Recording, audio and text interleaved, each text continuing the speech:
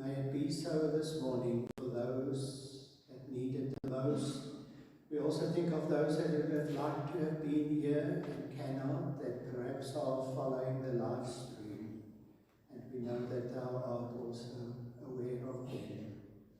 May we now just be aware of thy presence with us as we proceed here. We ask it in the name of Jesus.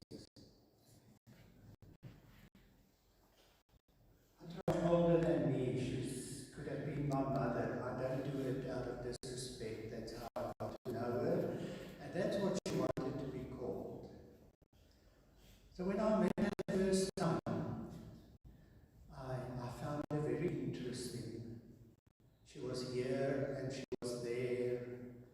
And she was reaching out to people. And she was just everywhere. But I must say, as the years went on and I got to know her, I got a deep respect for her. She was one that always reached out to people. She always wanted company.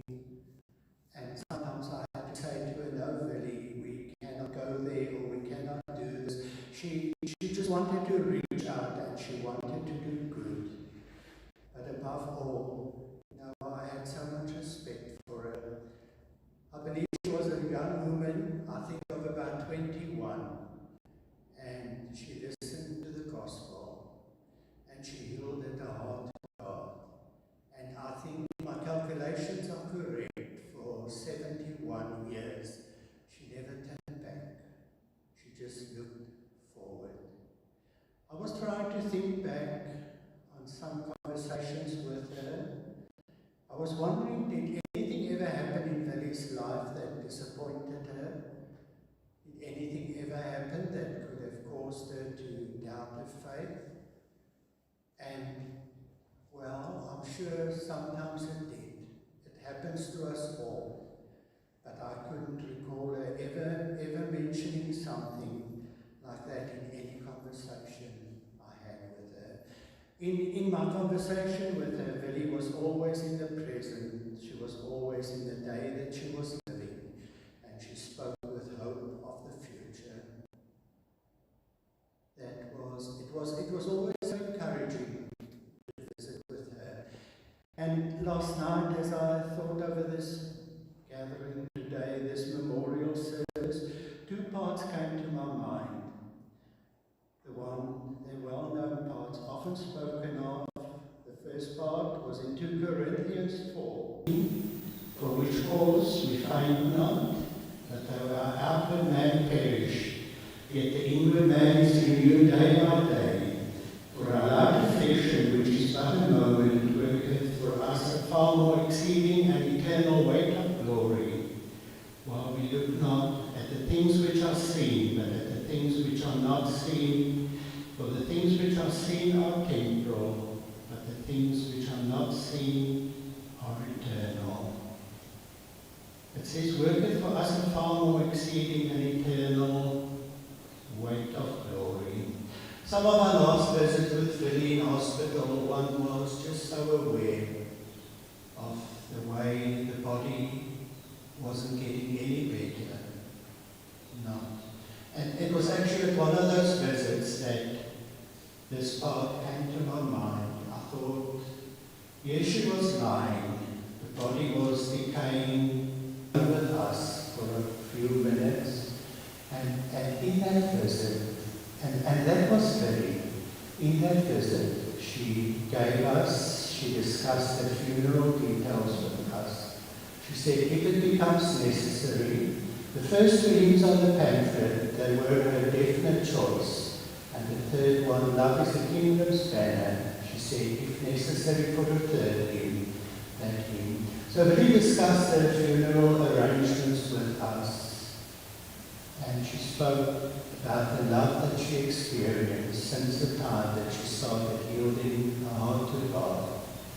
And, well, I thought of this part, for which cause we faint not. And then it says, while we look not at the things which are seen, but at the things which are not seen. And it speaks about that which is temporal and that which is eternal. So at a very young age, Billy thought of this day. Billy knew that a time would come when her life would also end. Obviously, she didn't know. She didn't know when. I wondered if she ever thought that she would live to such a good old age. But she did. For some reason, God spared her for so long. But a time came when she turned her eyes onto the things which are eternal, the things which are unseen. And she had kept faithful through all these years. For me, in many ways, we know that Christ is our ultimate example. But for me, in many ways, she was an example. The way she reached out to people, the way she always made time for people. You know, Willie didn't speak much about love, but it was seen in her life. It was expressed. And above all, her love for the Lord. It was very, very evident. Jesus said, where your heart is, there will your treasure be. Or it could just be the other way. But with me, there was never any doubt where her treasure was, because it was very evident where her heart was. And then I thought of that well-known part, 2 Timothy 4, from verse 6 to 8. These are words of Paul during the last part of his life. He said, for I am now ready to be offered, and the time of my departure is at hand. I have fought a good fight, I have finished my course, I have kept the faith. Henceforth there is laid up for me a crown of righteousness, which the Lord, the righteous judge, shall give me at that day, and not only to me only, but unto all them also that love his appearing. As I read this, it was wonderful. It was so lovely to me to think that this is a promise for us today too. Those that love the appearing of the Lord, this crown of righteousness. Willie remained faithful. She fought the good fight. What is this fight? It's not a physical fight. Jesus said, the spirit desireth against the flesh, and just the other way around. Jesus said, if we want to come after him, you need to deny yourself, take up your cross daily, and follow me. Follow his example. And that is where the struggle comes in sometimes. One's own will can sometimes be so strong. And I enjoyed what somebody once said. It said, denying ourselves means simply saying no to our own will. Taking up our cross daily means saying yes to the will of God. And following, it simply means we do what the leader does. And Willy's example was Christ. Willy was very, very focused. Her example was Christ, nobody else. She didn't allow herself to be discouraged. She didn't allow herself to be taken off course. And then it says, I have finished my course. You know, for a course to be run, for a course to be finished, there has to be a start. And we think back to so many years ago as a young woman when she took those first steps in faith. And as I said, there must have been days when some things happened that maybe caused a bit of doubt. Maybe sometimes when she was disappointed, but despite that, the steps that she took, they were steps that remained forward. She took steps that were forward, and she put her trust in God. And when we speak at a funeral like this, when we speak about the life of somebody, we don't speak about it to glorify that person, but we speak about it with the deepest respect, because we speak about a life that was yielded to God and a life in which the hand of the living God had worked. That's why we do it with so much respect. So it says here, I finished my course and then I have kept the faith. It's one thing to keep faith when everything is in our favor. It's one thing to keep faith when everything is going well. It's a different thing to keep faith when our faith gets tested. And it's going to happen with all of us. It has happened to many in the past who have gone into eternity already. And then he said, I have kept the faith. And then he says, henceforth there is laid up for me a crown of righteousness. Speaking about this crown, it's not a crown that you get and you have to give it up. It's a crown of righteousness, and those that get it one day, it's a crown for all eternity. I always think this is so much part of that treasure in heaven. Jesus said, lay up treasure in heaven. I think it's so much part of that treasure in heaven, this crown of righteousness. And I do believe this is what Willy focused on. She focused on eternity. She focused on the eternal reward. And she kept Jesus as an example as all times. I feel very privileged to be here today. I never thought that a time would come where we would have a part at a service for Willy's funeral service. It didn't even enter my mind. That visit that we had with Willy when she spoke to us about those hymns, I just looked at her and I thought, no, it's not going to happen. You, as I know you, you're going to get up here and you're going to go home and your life will carry on. But you know, God takes the final decision, and I'm always so glad to just think that God never makes a mistake.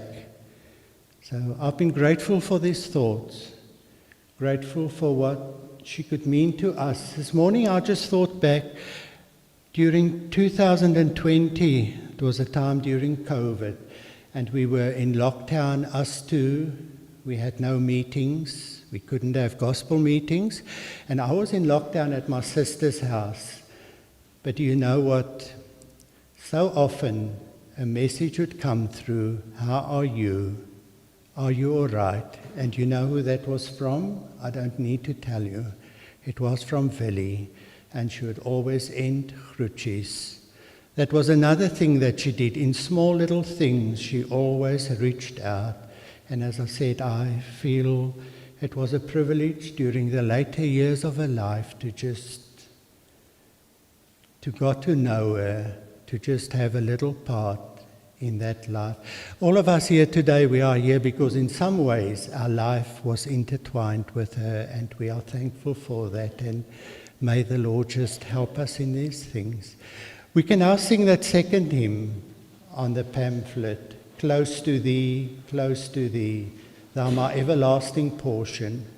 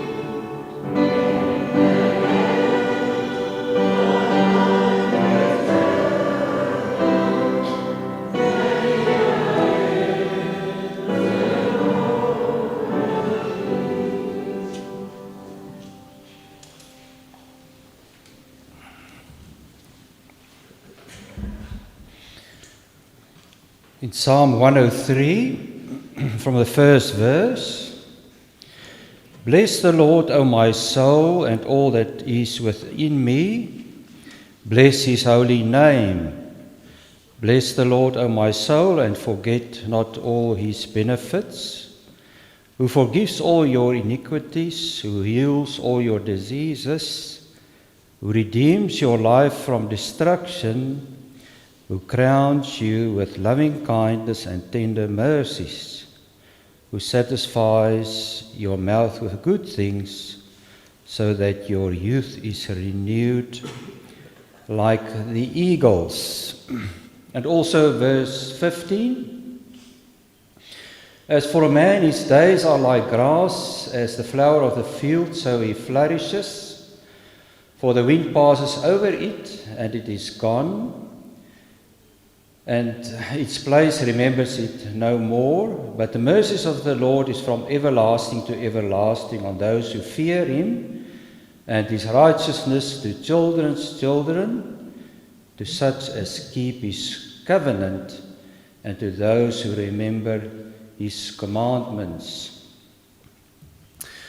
First of all, we would just like to give our sympathy with those close to Auntie Willy, family and friends.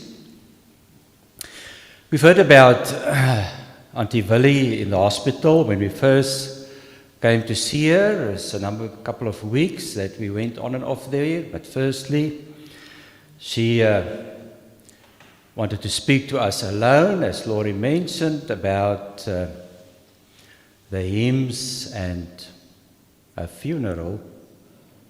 So I'm just going to read what I just wrote down. Laurie already mentioned.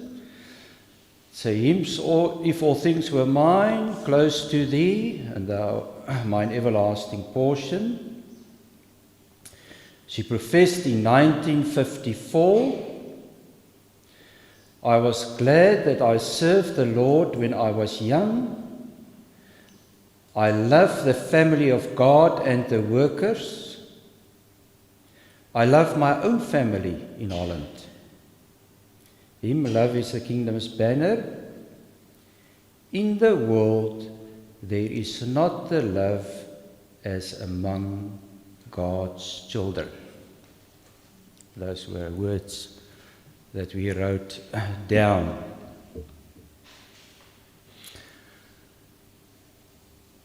So we've read this portion, and verse 5 it says, who satisfies your mouth with good things, so that your youth is renewed like the eagles. So there's something about Auntie Willy that really spoke to me, and that was the strength she had, and it was an inward strength. It was very, very evident. There was a strength inside her.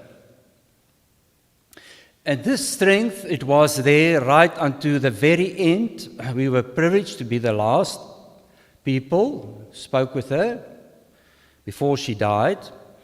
But you know, every time we went there to the hospital, wherever she was, when I greeted her, I would wave both hands, and then I would show to her, you must be strong. And then she would just say yes. And the last time we went there, she was so weak, we could hardly hear what she was saying. Her voice was so soft. And when I greeted her, waved with both hands, and said, you must be strong. And she just showed. And that strength was still in her eyes, right to the end. And that's why we can say that this strength she had was not of this earth, because the human body was very, very frail and very weak. But she had an inward strength. And here we read about the eagle, and that is what God can do for us. He can strengthen us like the eagles. So now, the eagle has ability to fly very high, and contrary to what some believe, they say they lose their beak and their talons and they get a new beak. It's not like that.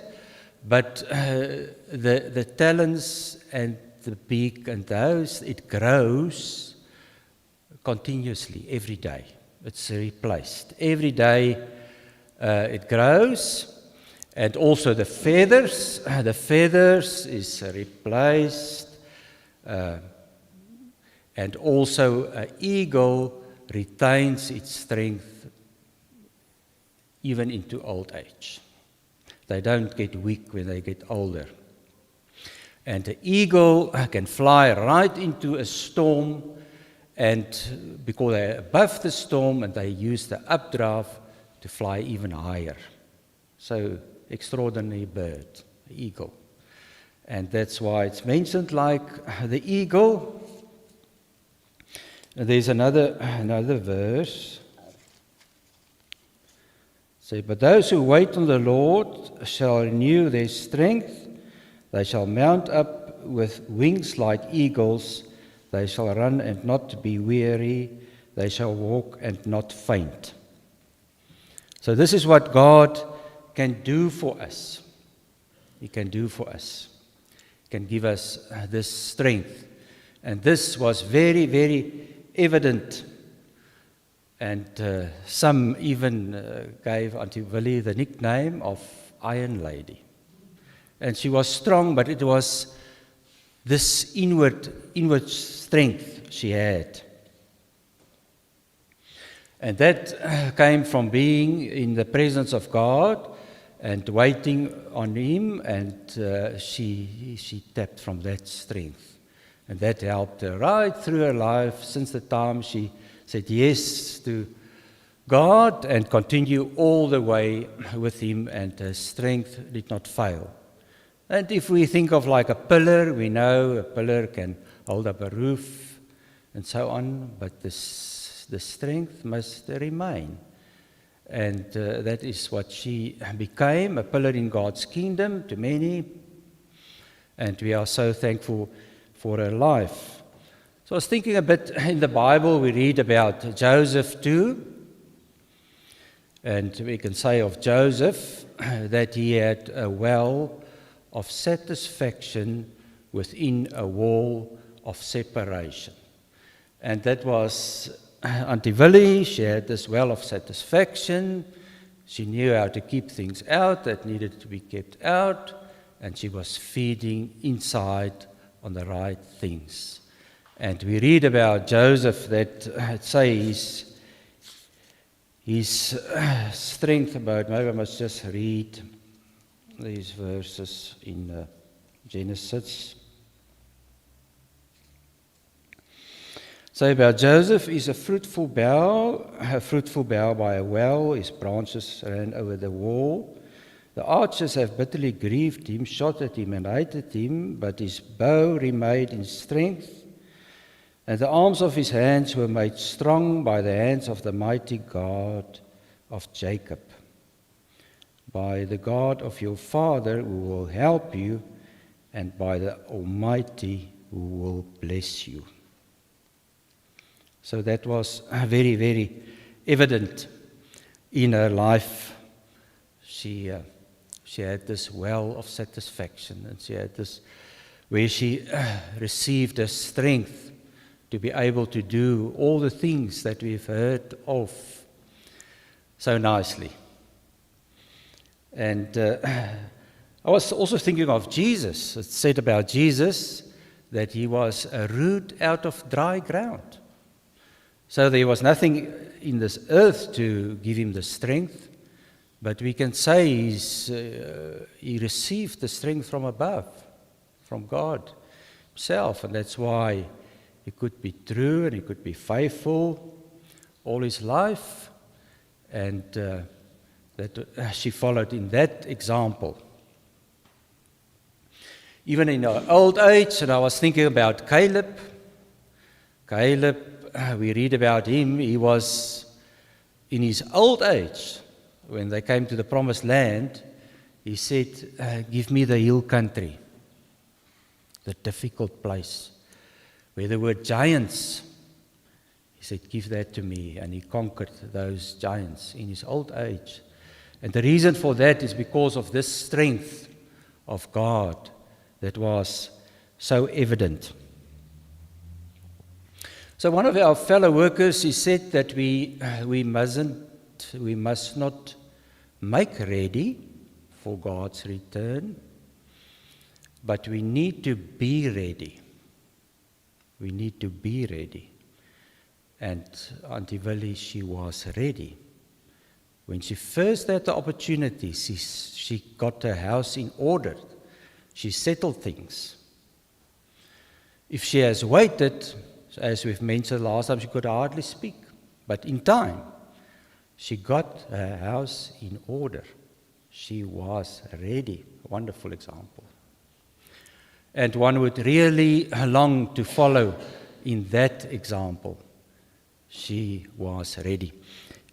Even naturally, her home, those who went there, they said everything was in its place. Good. But more so, spiritually, everything was in place. She was ready, and she lived for this day. So we are very thankful for her true life and the way she glorified God and put His kingdom first, and the workers and friends. And there's great joy in our hearts, and we also want to give all honor and glory to God. And we are so thankful that she obeyed the gospel and continued and finished. and may God help us. We can now sing the last pamphlet, and after the pamphlet there will be a word of thanks. Leon will give a word of thanks.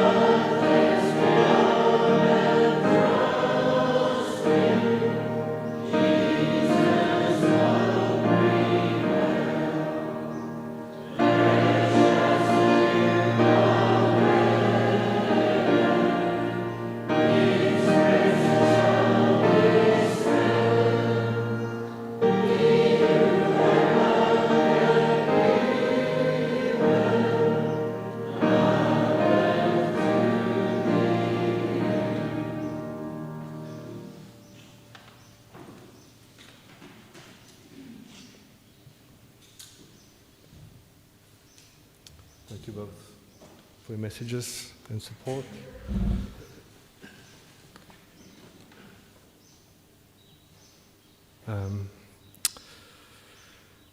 Yes, I was very appreciative to have this opportunity to mention thanks. Living as far away as you may know, it's difficult to support somebody over here, and the number of people who just stepped in and provided whatever support they could was really much appreciated. Every little thing was noted. I just realized I sometimes may not respond to a message, and I feel really very bad about that, so I do apologize if that happened. People send me messages, and I do my best to respond, but I didn't respond to anybody. My apologies.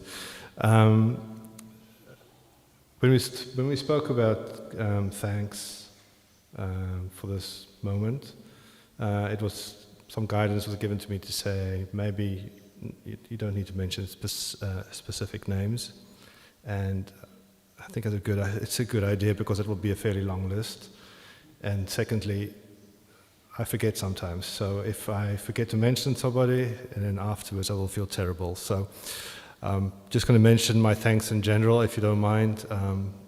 The friends, the workers, the neighbors, people from far away that flew in to provide support. And I'm sure there's more groups, family, my in-laws. Just the support that I've seen everywhere for my mom and for me as well during this time while she was sick and afterwards. And also now for the grounds here, thank you so much for the preparations. So there's probably more things I can give thanks for, but I really appreciate it all. Even Hollands iets zeggen, Corrie en Kobe, als jullie dit kan horen. Dank je wel voor jullie boodschappen. And yes, every message that we receive, every supportive message was passed on to my mom while she was alive, or support to me and the family. Thank you. I believe there is refreshments after this. Just opposite the hall. Opposite in the hall. And then there's a bathroom around the corner should anybody need